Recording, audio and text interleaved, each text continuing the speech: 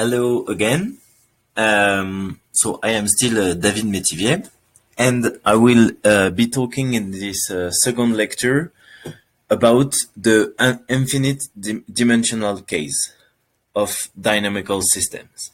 So in the first part, you remember I introduced basically dynamical systems, and then I show some example, 2-dimension, 3-dimension with 2 equation, 3 equation.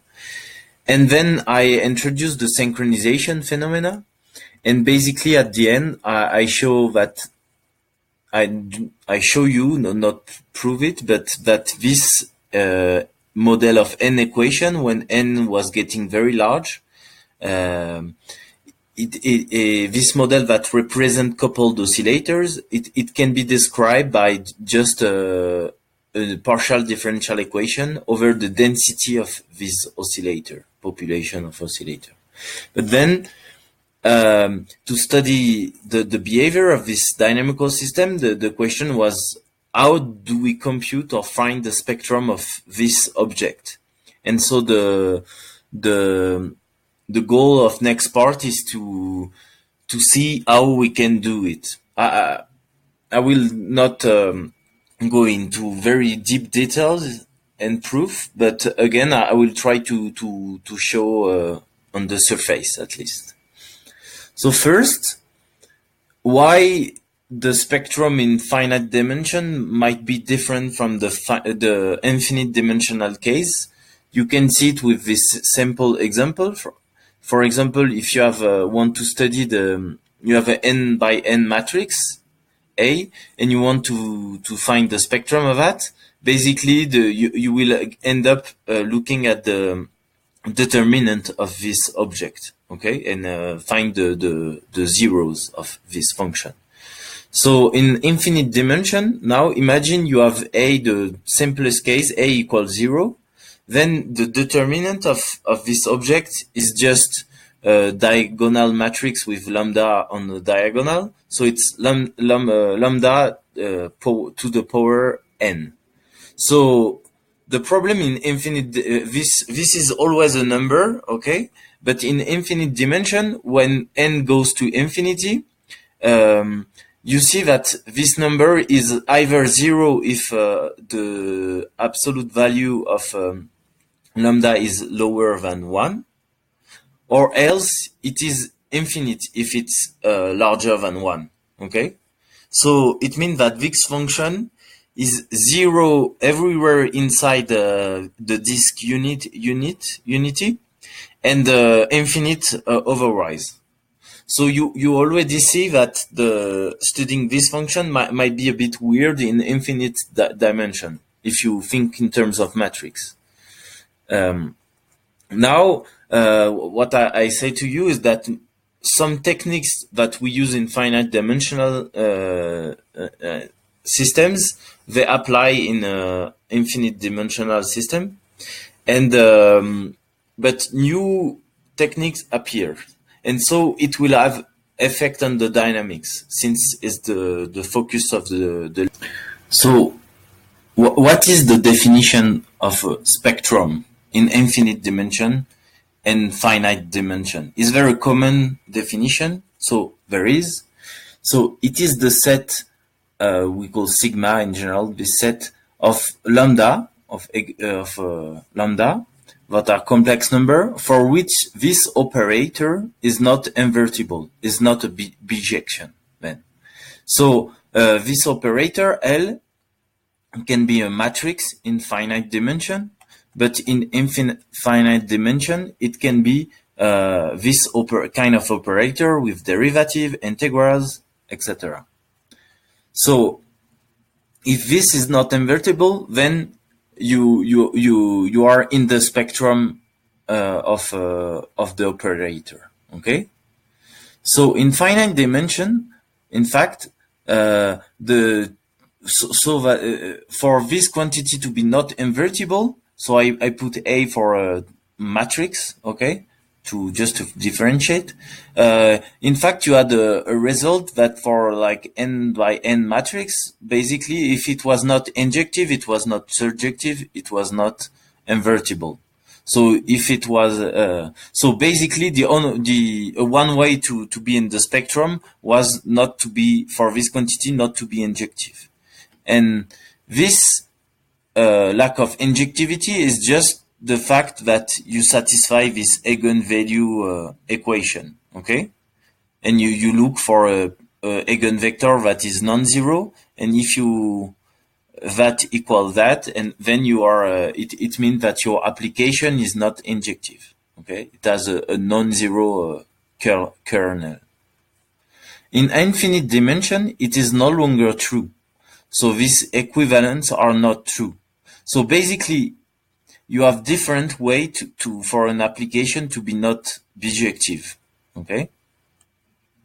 So basically, the way you will have are it is not injective or it is not surjective, okay?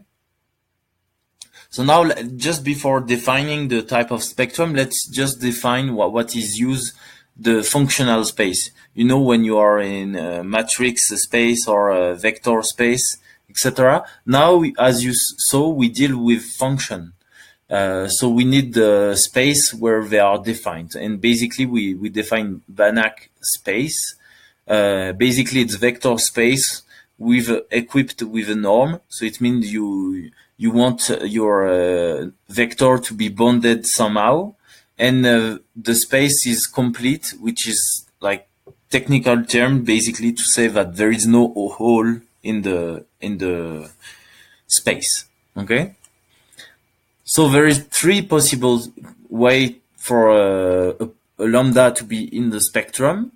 So there is the point spectrum, which is in fact the one you know. When this application is not injective, then you are in the spectrum if you satisfy this eigenvalue equation, and we still call lambda eigenvalue and p eigenvectors. So this is similar to finite dimension.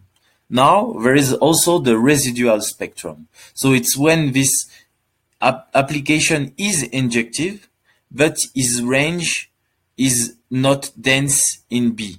So it means that basically this application is not surjective because there is some hole. It does not cover the entire space.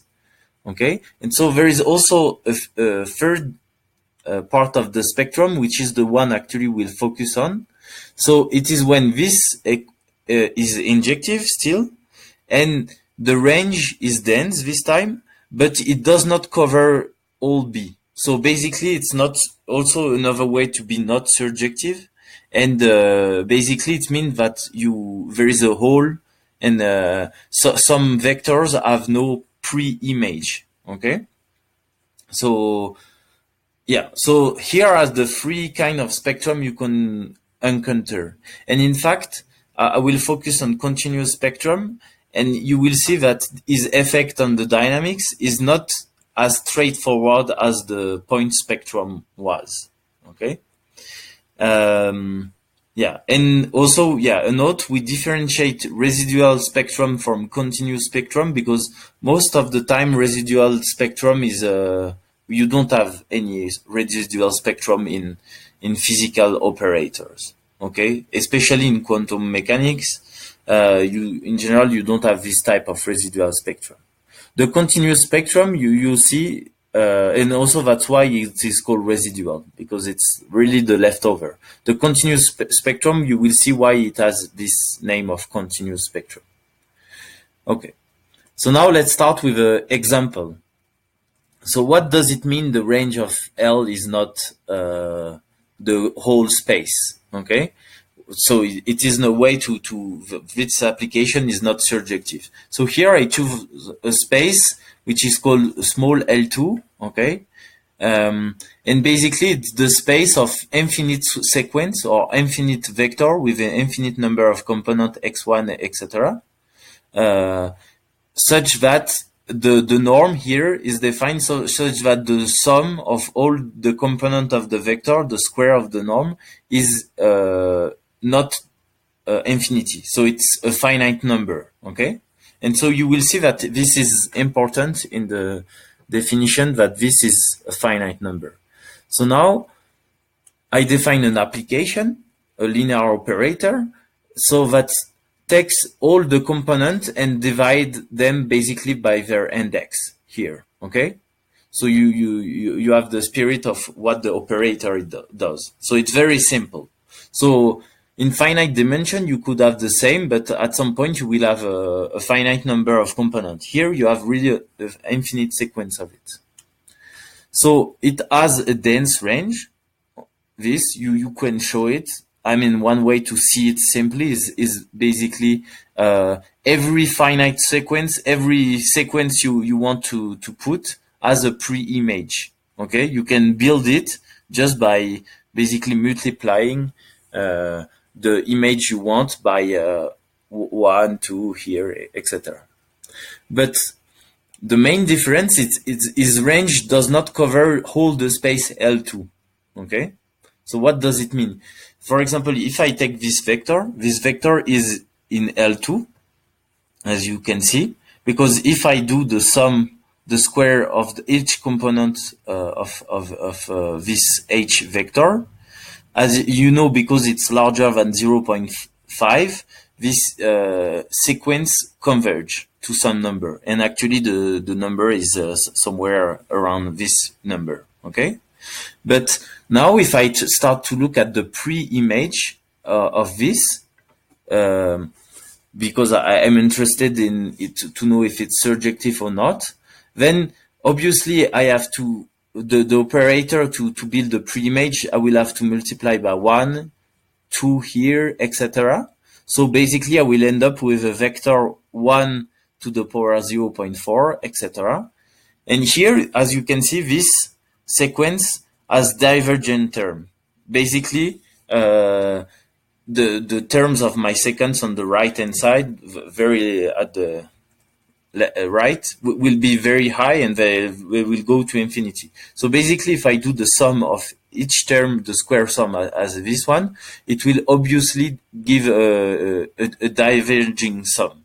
So it will be infinite. So it means it does not belong to the space L2, because the space L2 is defined with this norm. Okay? So I write the norm here is infinite.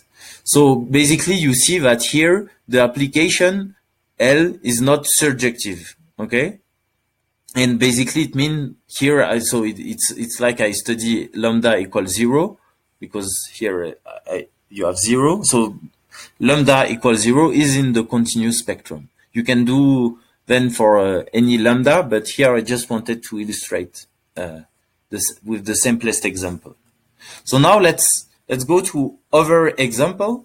So let's look at the multiplication operator, which might be looks very simple. Okay. So here my space is the space of the function that their square, if I integrate them between 0 and 1, the square is a finite number. Okay. So here I have a function that depends on x. Okay, I do not put everywhere the x dependence, and the multiplication operator is when I apply my L to f, I have x times L f, which is very simple. Okay, and x is between 0 and 1. So now if I want to look for eigenvalues, I will just basically do LF equal lambda f, and when I put everything to the same side, I have this equation where f is a function of x again. Okay, so how do I solve that? In fact, the only solution here is in L2 is f equals 0. Okay, you see that because this is a constant and this is not, and the only possible way for this to be 0 is that f is 0. So then by definition of the point spectrum, it is not an eigenvalue, because basically the eigenvector is 0. One could justify there is no residual spectrum. Okay, I won't. But in fact, there is another type of solution here that you might or might not know. I won't really define, but if you know the direct function, basically it's a function that is zero everywhere and not zero at when lambda equal x. Basically, when the argument of the delta function is zero, then it is non-zero. But this function, it is not defined. The square of this function is not defined, and the integral of the square is not defined. So it is not a function of L2. Okay. So basically, it is a non-zero solution of this equation, but it does not belong to L2. So basically, it is the same case than before. We have the operator is somehow is not surjective. So it means that this function, this is lambda, and you see that you can put any lambda between 0 and 1, and you will still satisfy this function. So it means basically that lambda between 0 and 1 is in the continuous spectrum. Okay. And that's why it is called continuous spectrum, because most of the time it is not just a single value that is in the continuous spectrum, but a whole range. Here it's a continuous line that is in the continuous spectrum. So it is why we call it continuous spectrum. So you see, even with this simple multiplication operator, we do not have the eigenvalues, but we have a spectrum which is the continuous spectrum. Okay. Now let's go to another example, and all the example will somehow help at some point. Okay. So here I define the L2 space. Again, it is the integration. I want function of x that are their square is integrable between minus infinity and plus infinity. Okay. So it means it does not diverge. And I studied the partial differential equation, this one, okay? So I want to study the evolution of f according to this. So here I define my linear operator. So despite it looks complicated, it is just a linear operator. And I want to study the spectrum of this operator. So to do that, I can start to look at the spectral problem. I look for eigenvectors, okay, and look at this equation, the standard equation, and I solve that. So it is simple. You put f with the lambda term, this lambda term, j, okay, and then you have psi equal some function times some integral, okay, that depends on psi. Okay, so here I'm doing this example because I want to show that any perturbation can modify or not the spectrum. And here, what I will consider as perturbation will be this term, okay, compared to this. Okay, so now I found the eigenvector as this form, and if I want to find the eigenvalues, I have to somehow satisfy a self-consistent equation, which means that here psi is equal to something that depends on psi. So I have to get rid of this dependence, and to do that, I just multiply by exponential minus absolute value of x here and here, and then I integrate. So on both sides, I will have the same integral here, so I can get rid of it, okay? And basically, I will have 1 equal to this function integrated. So this is a self-consistent equation, also called like spectral equation, dispersion relation. And basically, I have to find the lambda for which this equation is satisfied, okay? And then the solution will be called eigenvalues. Okay.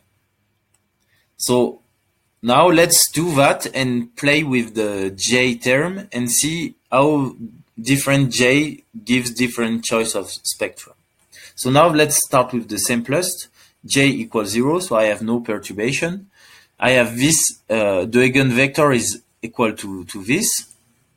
And basically, I can verify before dividing by a lambda, of course, that lambda equals 0 is eigenvalue. And in fact, it's something I did not mention yet. You can have also infinite dimensional eigenvalue in a sense. Because here, if you look at this, if I put just a function which is odd, okay, in x, okay, it will be 0 here, and the integral will always be 0. So it means that this never evolve. So basically, if I put the odd function here and this is 0, this will remain 0. So f will remain constant. So it means that lambda equals 0 is eigenvalue. And it is associated, in general, you are associated with one-dimensional eigenvector or two-dimensional eigenvectors or something like that. Here it is infinite dimensional because any odd function works. Okay, so this is a special case that only happen in a infinite dimensional case. But yeah, it's just it is in the example, but it's not what we want to focus on. But now for lambda different from 0, I can check that this function is indeed a function that is in L2. So the integral of this function is always lower than 0. And hence I can find the lambda with the dispersion relation I just show here. Okay, I can find the value. And in fact, yeah, lambda equal 1 is the eigenvalue. Okay, so now we know that for this example, for this j equals 0, we have just lambda equals 0 and lambda equal 1 as eigenvalue. Now let's put j equal x. Now in my term here, I have lambda minus epsilon x. So you might recognize kind of the case we had before, okay, with the x and the continuous spectrum. And in fact,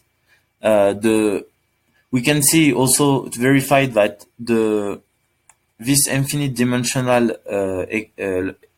eigenvalue is now removed by the perturbation.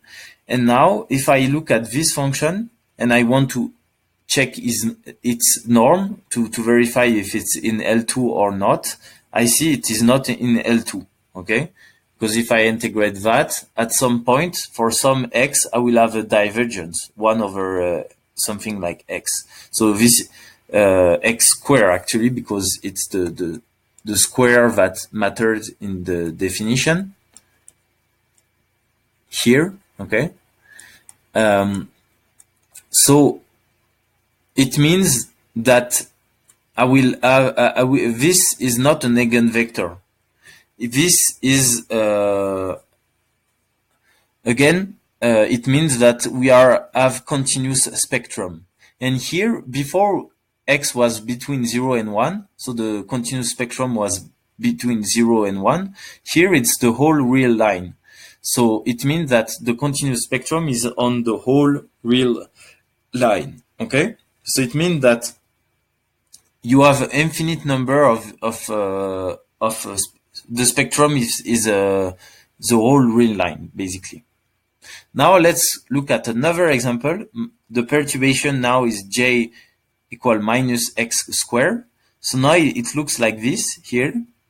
So now you can verify if lambda is lower than 0, then you see that this at some point will be 0. So you will have 1 over 0. So again, you will have psi won't be an eigenvector because it is not in L2. So you will have a continuous spectrum. Here it's R minus. So basically, on the whole negative number on the half line, R minus. Sorry for the plus. So you will have a continuous spectrum. Now for lambda. If lambda is positive, you can check that lambda positive has no 0 here, this function. So it means that you can have eigenvalues. And so the eigenvalue, again, you will find it with the self-consistent equation I showed before. Okay. Now let's look at another last type of perturbation. This function with exponential, and you have, so this function you can check that it has no zero. So basically you have never singularity of this function. So it means that you have basically no continuous spectrum on the real line. Okay, and so in addition to that, you will have eigenvalue that can be positive or negative depending on the perturbation epsilon, in fact. Okay. So now I want just to illustrate that with a numerical simulation. So my initial my initial state function f is a Gaussian. Okay. Here my simulation is between 0 and 100 for x. Okay. So my x at initial time looks like this. It's a Gaussian. We can check it is integrable. It does belong to L2. And I want to see how it evolves. So to do that, I will plot this point in time, okay, and show this point the evolution in time, this point the evolution in time, and this point evolution in time, just to check if they grow or damp according to the spectrum, okay. So in the case j equals 0, remember we had just one eigenvalue that was positive, in fact, and equal to 1. Okay. So then when I do the simulation, we can check here. I plot exponential of lambda t. Okay. It's the red line and it's the semi-log scale. So exponential look like straight lines. And basically you can check that indeed, all the 3 points I'm considering, this one, okay, they are increasing indeed according to the eigenvalue I predicted by the self-consistent equation. Okay, so it works. So, but this is not really surprising because we are used to the eigenvalues effect. Now let's look at the continuous spectrum. In the case where I add x here, you remember my continuous spectrum was on the whole real line. Okay, so I represented it by the blue thing. So I have a continuous spectrum here, and here you can see that everything is growing according to some maximal speed, in fact. And in fact, it is because my simulation is bounded, because I cannot simulate for minus infinity plus infinity. So I have in fact, since it is bounded, the continuous spectrum, the true one I simulate, is bounded somehow. Okay. So, and this maximal value is what is how will evolve at large time the point in time. Okay. So you see that the continuous spectrum basically it is like you add an infinite number of modes at every point here. Okay. And basically here the one that dominates is the one that is the most at the right of the spectrum in the simulation. But all the modes are here, but you just see the dominant one.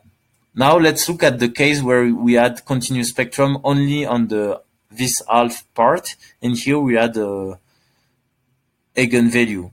So in fact, you can see that since the eigenvalue is positive and this is real part negative, you can check that so this will damp quickly and this will grow rather quickly. So you can check that indeed the lambda I compute is the one that dominate the dynamics. So from this example, you can have a hold that the continuous spectrum is somehow like an eigenvalues, but there is an infinite number of them, because basically here the eigenvalue dominates and the continuous spectrum does not do anything very strange. It's just damp and you don't see its effect. Okay. So you can think, oh, okay, it might be very easy. Then the continuous spectrum is like any type of eigenvalue, and we can just treat it like that. But you will see that in some case it's a bit more difficult to predict what will be the effect of the continuous spectrum. So to sum up, bounded perturbation, here I only put unbounded perturbation because x every time could go to minus infinity plus infinity, okay? And every time I basically choose perturbations that are known to be unbounded, okay? So bounded perturbation, it's a result, I'm not proving it here, they do not change the continuous spectrum, okay?